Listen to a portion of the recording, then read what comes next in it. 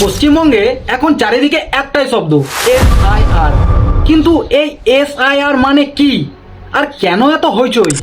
SIR এর full form হচ্ছে special intensive revision, অর্থাৎ ভোটার তালিকার বিশেষ পর্যালোচনা। এবার নির্বাচন কমিশন ব্যবহার করছে 2002 সালের পুরনো ভোটার লিস্ট, যেটা নিয়ে এখন সবচেয়ে বেশি বিতর্ক।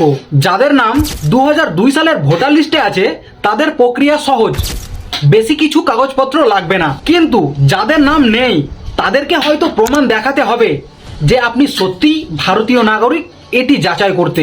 টাইমস অফ ইন্ডিয়া রিপোর্ট বলছে এখনো সব জেলার নাম মেলেনি, প্রায় 3.5 কোটিরও বেশি ভোটারের নাম মেলাতে বাকি আছে। অনেকে ভাবছেন নাম না থাকলে কি ভোটাধিকার চলে যাবে? প্রশাসন বলছে না, কেউ বাদ যাচ্ছে না। তবে হ্যাঁ, যতক্ষণ না পর্যন্ত যাচাই হচ্ছে ততক্ষণ ভোটার লিস্টে নাম উঠতে সময় লাগবে। তাই এখনই চেক করুন আপনার নাম 2002 সালের তালিকায় আছে কিনা, কারণ ভোট শুধু অধিকার নয়, এটি পরিচয়ের প্রতীকও। এরকম আরো ইনফরমেটিভ ও অজানা তথ্য জানতে চ্যানেলটি অবশ্যই সাবস্ক্রাইব করুন।